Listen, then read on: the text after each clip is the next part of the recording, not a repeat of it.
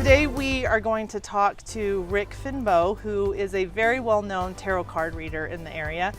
And I will tell you, I had to do a reading with Rick. And I was actually, nobody has to do anything. I was strongly encouraged to do a reading with Rick. It was about a month ago. And it was really fascinating and it was very enlightening for me. And I have been a little skeptical about tarot cards. The only kind of experience I've had in the past has been at a birthday party or shop and it's $15 and do a quick read. And so I think my expectations were not great. And when I first did it, I kind of was like, okay, like when you were first reading the cards to me, I was like, I kind of get it. You know what happened? When you told me to go back and listen to it again, that's where the magic was. That was amazing to me because I kept asking myself, was I even there at the first reading? Correct. And so I want to talk to you a little bit about that as well. But I think the question everybody wants to know is how in the world do you get into reading tarot cards? So that's a great question because it's not something that I planned. I've been very fortunate to be able to do so many different careers. I really believe that whatever you really feel in your heart is your calling, that it will come to you.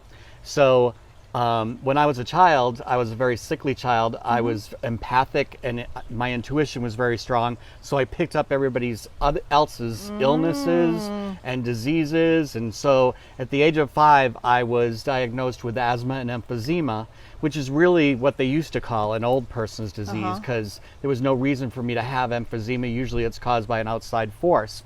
Well, at the age of 10, my grandfather passed away of asthma and emphysema. And then I learned that that's like, and they always say like I have allergies to, like I'm allergic to everything, grass, trees, fur, hair, everything pretty much. When I was younger and I grew, they would say, oh, maybe you'll grow out of it. So I did grow out of it a little bit. And then I learned at the age of 16 that I was taking on other people's issues and people's emotions. So I learned how to ground myself. At the age of 10, I started getting interested in magic tricks. So like a lot of boys, a lot of young people, boys and girls. And through the magic tricks, I started to learn about the mind and the psychology behind magic and the psychology around real magic. Because we have amazing real magic here. We have nature and just in our minds, we don't even use, it's like we use 10% of our minds. So I'm very interested in that and in new thought thinking, that type of thing. So I started to learn to ground myself and not take on others' emotions. And then I was able to just learn to tap into other people's vibration and be able to tell them and help them like along the way. Are you on the right path? Are you not on the right path? That type of thing. So it's like I've turned this great affliction into a great gift for others. Wow.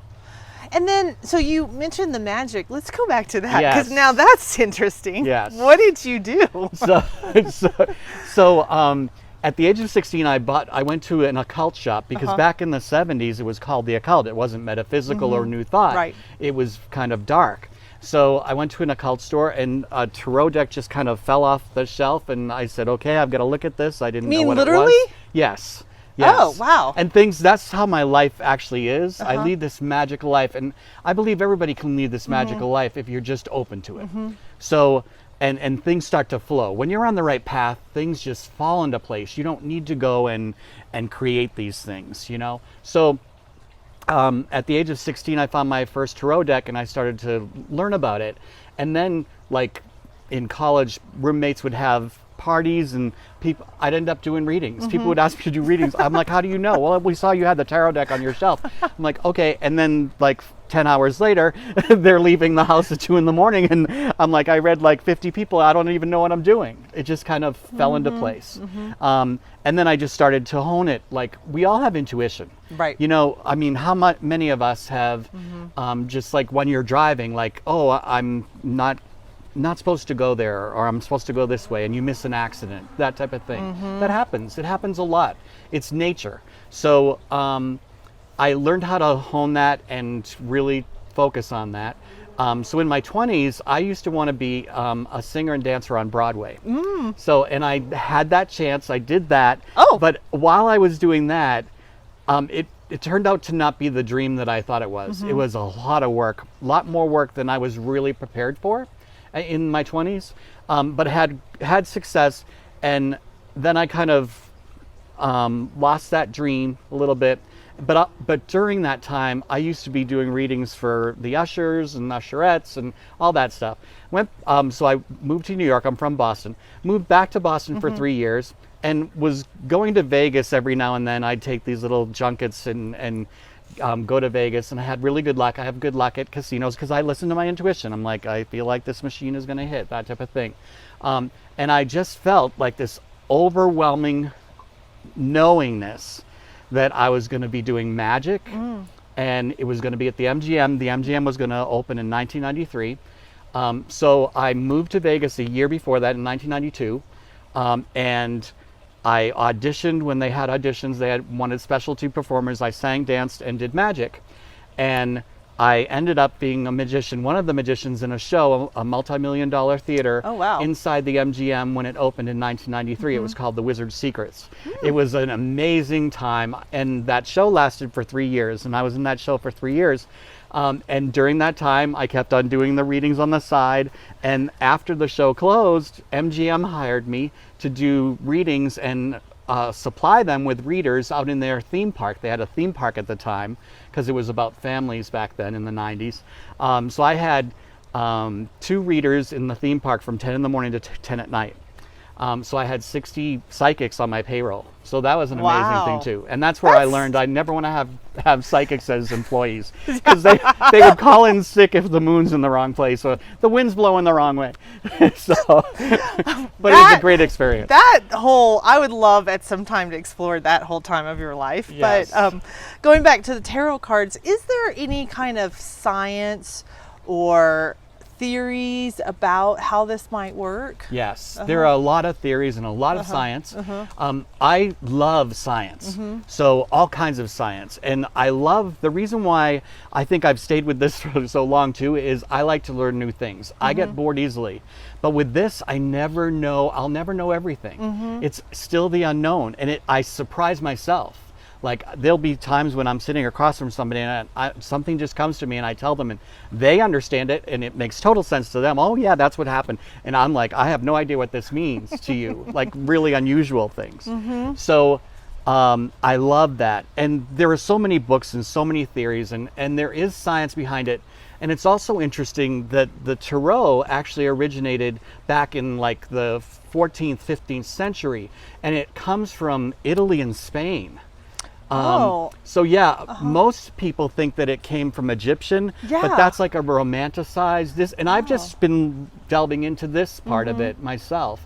It's a romanticized theory about the Egyptians, because they didn't have paper. The first people that had paper were the Chinese, actually.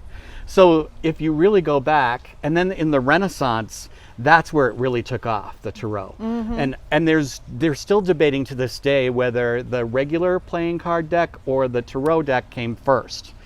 I intuitively believe that the tarot deck came first, and then the playing card deck. And some of the major cards or the major arcana categories in the tarot made it to the regular playing cards, like the Jack, Queen, and King. And then there's the Jokers, which are the Fools, which I believe, so in the tarot deck, I believe that the Fool is opportunity, actually. It's like, you need to be, like, you're a fool if you don't take this opportunity. And you need to be fearless to take that opportunity. That's what the Joker is. So the Joker was the one that was fearless and made it all the way to the regular playing cards. So it's very interesting. There's so much, especially now, it's very popular. Okay, Oracle decks are popular too. And Oracle decks are popular because you can read for yourself. Because you can pull a card and it says, like, and it starts your mind thinking, like, what does this mean for me? Like a key word. Like if you were to ask a question and and peace, the word peace came up, like, oh, how can I have peace of mind? How can I have peace within my body to be more balanced, that type of thing. And so is it a vibrational thing? Is it, because I always, as a scientist, I always think of, as Tesla said, think, if you want to understand the universe, think of vibration, energy, and frequency. Yes. Is that kind of where the science is with this, or? Yes, it is about vibration, it's about feeling. So, and the reason why it's hard to read for ourselves, if you ever talk to a reader, they will tell you it's hard to read for ourselves because we're emotionally attached to our outcome. Okay? So, and when you're in a space of overwhelm or anything but imbalance in alignment, you shouldn't be asking questions, because the questions come when you're in alignment. Like when you're having fun. Oh, now I get it. Like it'll just come to you because you're not focused on it. You're not creating it. Like you're creating it from within, not from without. So speaking of that, because you just mentioned that you had an attachment to the outcome, my question is, when you are getting a reading and you kind of have something that's not, I don't want to say good, but they would perceive it as not good, how do you kind of tackle that? Do you talk about it? Do you let it go? What do you do? Yeah, that's a great question. And I do. And I learned this when I was younger, when I first started. And so I'm going to tell you a story about a time when I was at MGM. And so we were in like a tent, like a gypsy tent. It was fun, like in the theme park for Halloween. So there's 12 readers and the people are lined up to get a reading because once you get into the theme park, it's free to get a reading. So I had this gentleman, he was in his 30s, and he had like a 7-year-old son with him. And they told us, you got to keep it light, you got to keep it fun. Yeah, it was a family thing. Yes. So there I was, and all of a sudden, it's just, as soon as I opened the cards, I'm like, he's going to jail. And so I was sweating bullets, like trying to figure out how to get around this. And I kept drawing cards, I kept on like making things up. He was like, no. So finally I just gave in and I said, so what does prison mean to you? And he said, oh, I'm probably going. And so I learned right then, here I was sweating bullets and he already knew. And that's what it is. A good reader tells you what you already know or at least sense anyway, but will give you like some direction whether you should take it or not. It's always your choice. I don't try to tell people what to do. I try to give them the options, like show you where you're headed. So, do you believe in free will, or? Yes. Okay. Yes.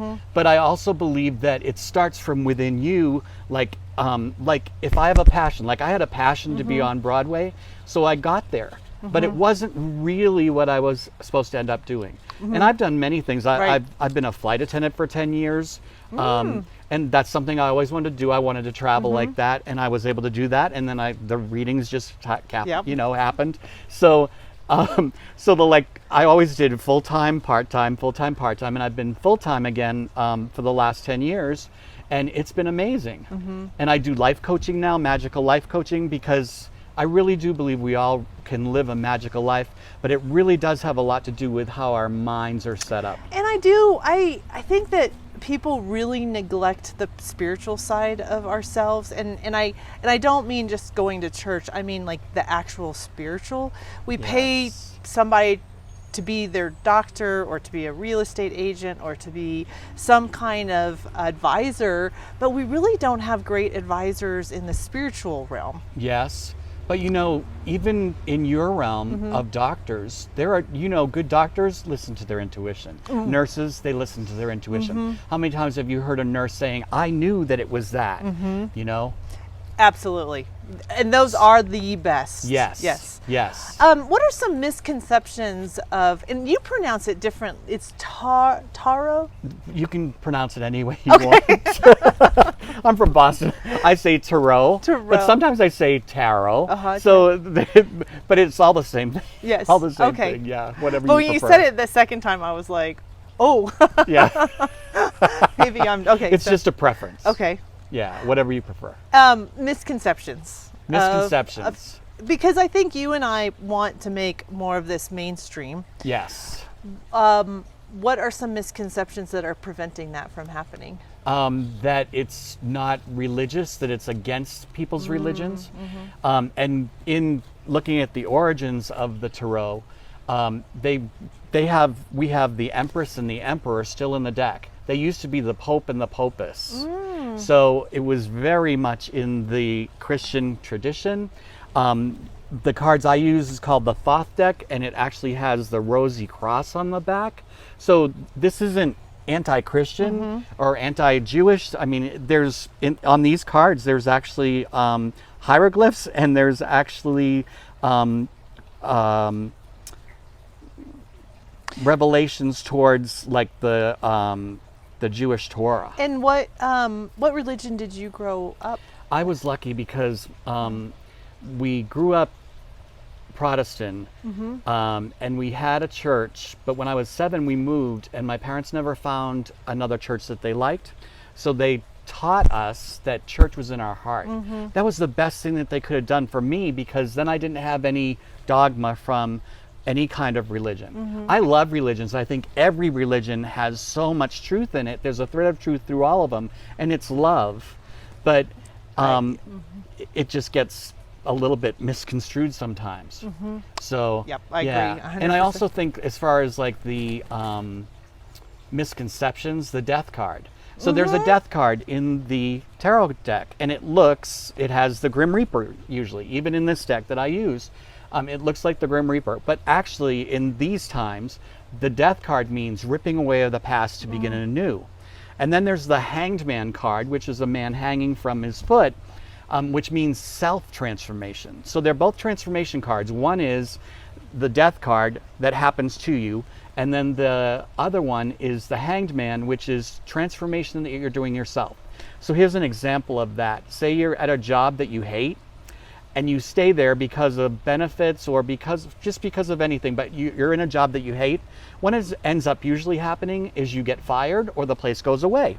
That's the death card. You waited too long, you didn't transform it yourself, so it happens to you. So if I get it, I'm not going to jail, right? Right, exactly. Not to jail, or you're going to die. Like, that's what people think when they see the death card. Like, and we've been taught that by Hollywood, the romanticizing of that, that, oh, you're going to die. No, that's actually a good card. It means ripping away the past to begin anew. And I have 2 more questions. One, what do you think you have learned from people by doing this?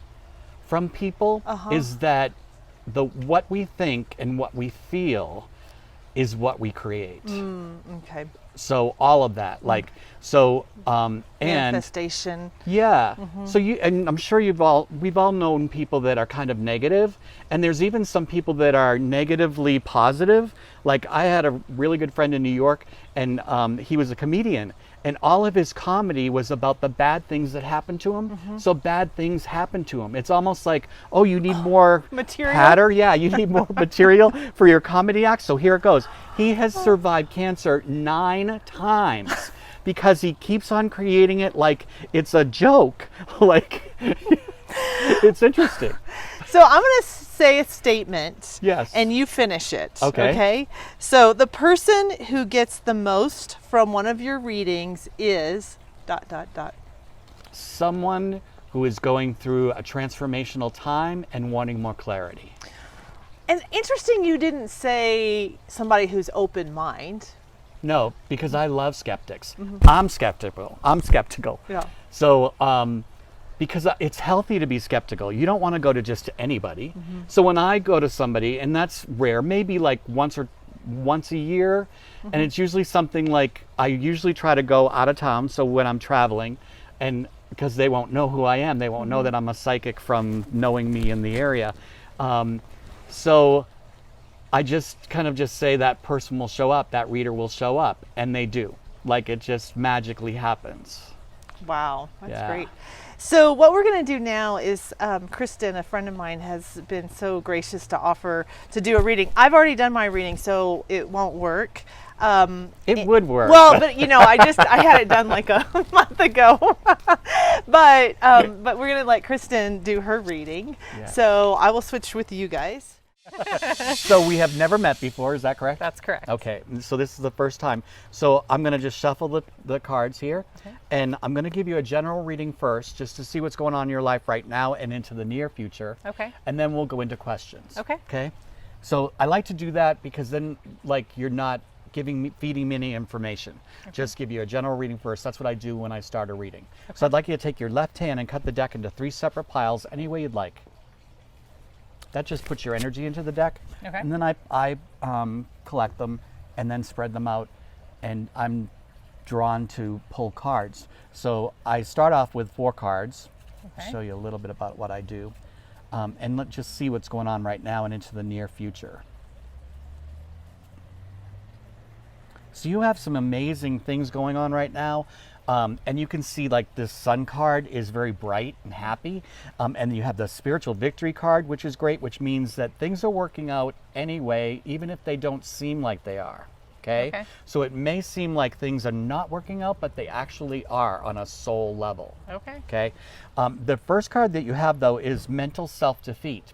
So Okay. that's a little bit of fear that's coming up, and it's fear like, why should I bother anyway? Or we're not on the right path, okay? Got it. But this card, the spiritual victory card, tells me that you are on the right path. Okay. And it's working out anyway. There's a spiritual victory there, and it's going to bring happiness with your relationship and with your family. This is happiness of family and relationship. And it does bring a change. This is the card of move or change card, okay? And then I'm just going to draw some more cards. Usually I draw like 2 or 3 cards to get like a story going on about what's happening, and you will know that whether it feels right or wrong, okay? And it'll always feel right, because that's pretty how sure I am of what I do. I've been doing it for a long time. Okay. So, and it does say that it's change, but there's also seeing your hopes and dreams come true from the star here, and not to deceive yourself, that even your family, your husband keeps on coming up here too. Okay. He's actually learning how to handle his own emotions about things, and he needs to focus more on what he wants to be doing. Okay. So, because this is the card of focus, this is his card, it shows up as him. Okay. So some of the people in the deck, the princes, the knights, the queens, and the kings, they come up, and they can be people in your life, or they can actually be like a spiritual level that you're getting to, okay? Oh, okay. But in this case, it just kind of intuitively, I feel that this is your husband. Okay. Okay. Does that make sense? Is he going through something where Yeah. he's like learning how to handle his emotions, and he needs to focus more because he's kind of, there's a broad, a lot of different things that he can focus on, and he just needs to focus on a couple at a time instead of Okay. everything at a time. Yeah, that Okay? makes sense. And there's wealth coming in. So that's good, which is, and this is wealth through communication. You have some choices coming up here too. The card of the lovers is the card of opposites or choices. So Okay. you will be in the near future, like the next few weeks, you will have some choices to make, and you may have a little bit of this is sorrow and sadness from letting something go. Okay. Like you'll need to let something go in order to move forward. Okay. Do you know what that is already? I don't. Okay, so but there's going to be choices, and it's really about you're gonna find out what that is. Okay. And it's good though. Even though the card is the card of sorrow, it means an ending or a.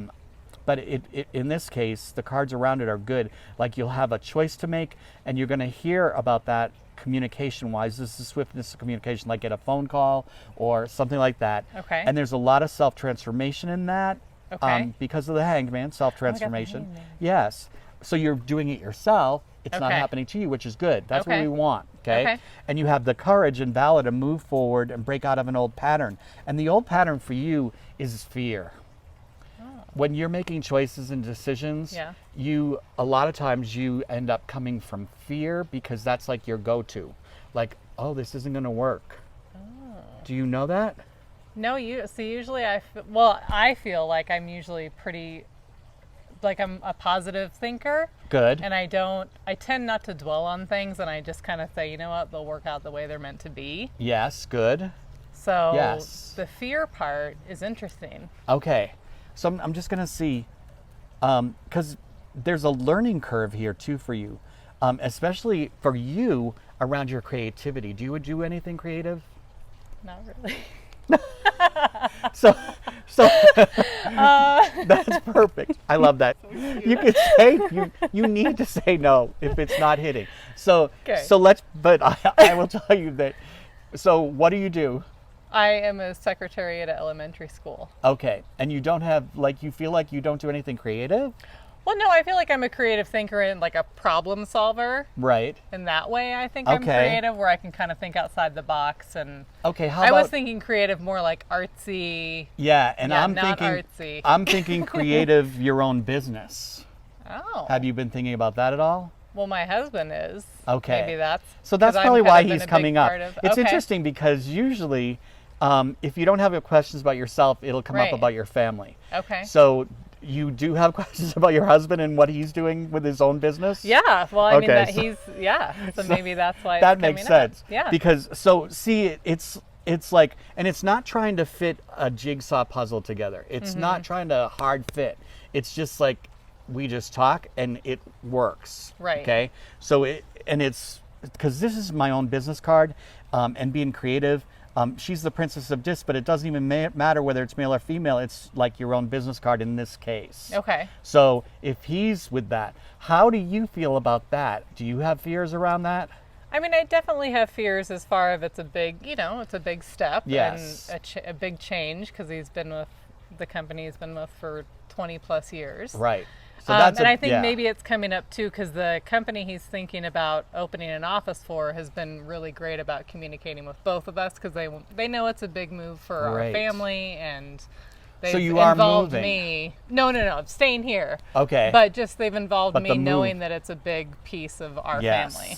Yes. But you have turning whatever you wanted to gold. The card of art and alchemy comes up as long as he focuses. Okay. He just needs to get his focus really straight. Like, I'm going to be successful at this. Okay. And you need to let go of the fears. There's some Okay. mental fears, but stay positive like you are. Yeah. It says it's all working out, even if it doesn't look like it is. Okay. A lot of times with new businesses and things like that, sometimes it doesn't, like, it feels like, oh, we're up against a hard rock and a hard place, Right. but it really isn't when it all works out. A lot of times, most of the time, when you look back on things that seem to have been challenges, and then when you get on the other side of it, when you look back, now I know why that all worked out that way. Absolutely. Okay? Same thing's going to happen here. But it is key. It's interesting because what is on your mind will come up, whether you wanted to or not. So it's like, Yeah.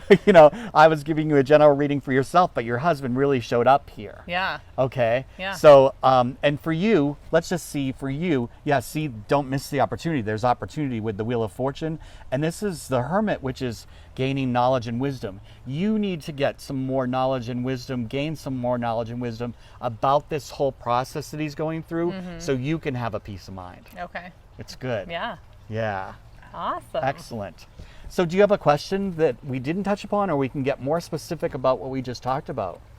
The more specific your question, the more specific the answer will be. You can ask a specific question about how you think that's going to go, or whatever, for him, Right. or for yourself. Right. Or like a lot of people ask, what can I do to help him? Or what That's can I do? actually what I was going to say. Yeah. Like, since you said there's like letting go of the fear, like what kinds of things Yes. will make it, I guess, a smoother transition, or Great. just, Yeah. I guess, So that's ways that I perfect. can support.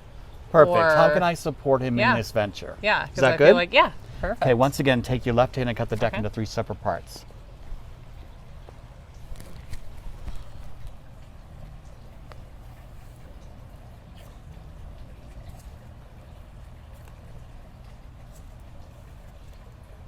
So there's the opportunity again, that Wheel of Fortune. Okay. And this is a card of, it's an emotional feeling of hopelessness, but the cards around it are good, so it's not really that bad. I don't read reverse. Some readers read reverse, but there's enough negative stuff in the cards anyway. There's 78 cards and some of them are negative, so I don't tend to do that. But it also shows that the cards around it, the way I read, is I look at the cards around it to create a story.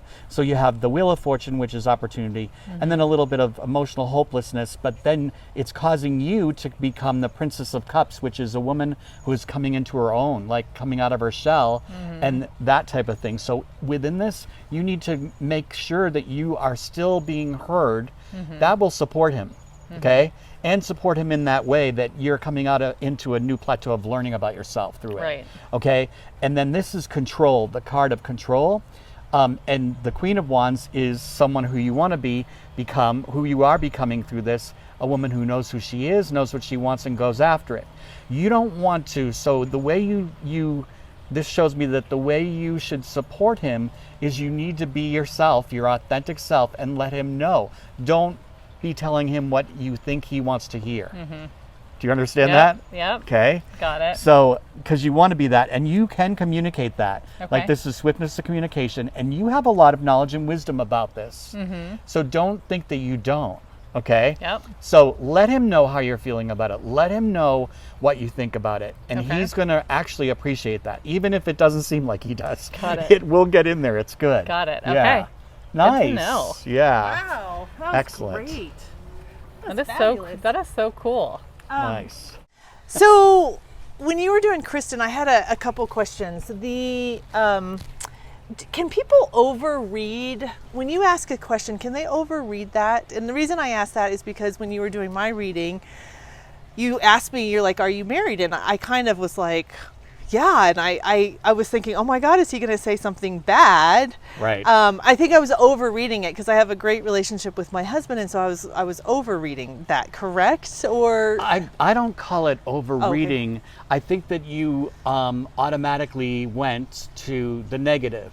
Our brains are set up to, if they're left alone, if we leave our minds alone, they will eventually go negative. That's why the news is negative, because they know they have a captive audience. Okay, so it's kind of like that accident that you don't want to look at, but you got to. So that's what happened. It's just like when I mentioned your relationship or your husband, you immediately just went to, "Oh, I hope there's nothing wrong," or "Is there something wrong?" Right. I thought I had a great relationship. So, and then you found out that I wasn't. I was just asking you the question because I don't remember readings because they just come and go. I just let them go, or else I'd be 600 pounds. So carrying everybody's stuff. But I'm sure that we talked about your relationship and how good it was. yes. Yeah. It was fine. Yeah. I just thought you knew everything. So when you asked, "Are you married?" Well, if nobody knows everything. So tell us how your practice works. Well, especially during COVID. Yes. And then, assuming that we get through this, what events do you do? What do you do? That kind of thing. So I had an office. I've had an office for 10 years here in Colorado. And for the last 2 years, I've been wanting to just go online, Zoom and phone, because it works. It works the same way. It's about vibration. You don't need to know how it works. It's just like I talked to you earlier about the phone. We don't know how these phones work. We just know they work. So we don't question it. It's the same kind of thing. I don't know how Zoom works, but I do know that we have this vibration, and I can pick that up through that. Through the phone, over Zoom, same thing. Okay? So I do Zoom things now. That's what I've decided to do. Is I actually, once this started and our offices were closed down, I decided to let go of the office. So I had been always wanting to do that anyway because I travel a lot. So if I can travel and do what I do, so it's been perfect for me. And one of the reasons why I didn't do that earlier until this time was a lot of the clients said, "Oh no, I want to see you in person." And I love that too, but it works anyway. So I can travel anywhere, and I do a lot of traveling with what I do. I do shows, I do parties, I do private events, and it works. It's fun. And what about children and teenagers? Yes. So most of the time, I don't have young children that come to me by themselves because, but sometimes parents will bring young children if they're having problems. Like sometimes children are so open to it, especially before the age of 7. So we all could see people on the other side, or see spirits or see things moving when you're young. And then you're told or you're taught that's not right, or you shouldn't be doing that, or, you know, that's crazy. Okay, so every kid is intuitive. We're all intuitive, and then we're kind of told or taught not to go down that road. So up until 7, and then they say around 7 psychologically that children start to really come into their own and have their own personalities, and then they make their own decisions and things like that. So up to 7, they're like more open to this. Okay, so usually with children like that age, 7, 8, 12, they are in parties when I have parties and things like that. And I love working with children. And I use a different deck.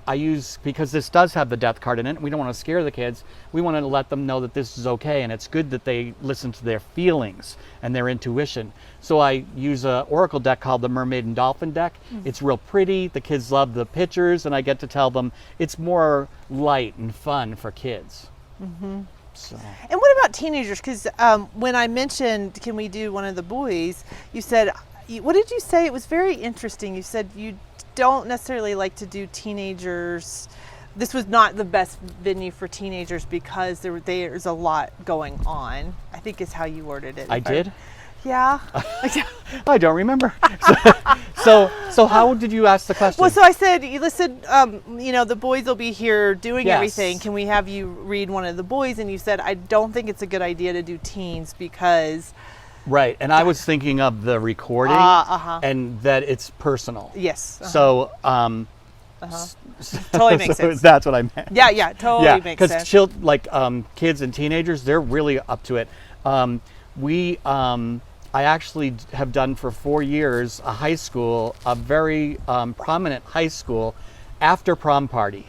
For 4 years I've been going, and the kids just line up, and it's something to do, and it's interesting, and their eyes get wide open. They go, "Oh, this is real." And it's wonderful because that. How many times have you been contacted after, like just a party or in Vegas or something that was Almost all the supposed to time. be like a very not a fun thing? And how many times do you get called after and be like, "Oh my God, everything you said was so amazing"? A lot. So, and like I said earlier, I don't hold on to it. It comes, and I just give it out freely, the information, and I don't hang on to it. I don't remember readings. You will remember it because it's personal to you, but I can't remember it. I don't want to remember it. I don't want to hang on to that because it's emotional for you. So, and sometimes when reading, it is emotional for me. Like I can feel the emotion in it because I'm also a medium. I can talk to people on the other side. So a lot of times people come to me to talk to make sure that they're okay on the other side, or if they have unsolved mysteries around it, that type of thing. Did you have the medium kind of gifts before or this amplified Yeah, it? I had it. I've always had it. Oh, okay. So, and as a child, I was afraid to sleep with the lights off because I could see energy and I could see people on the other side. I know that sounds crazy, but it's true. Yeah. And I believe that most children do. So a lot of times when you hear that your children, I'm scared there's somebody under the bed or something like that, it's always good to say there's nothing to be afraid of, but also you don't want to say that's wrong. Just be more accepting of it, like it's okay, you know. Do you believe in good and evil, or are you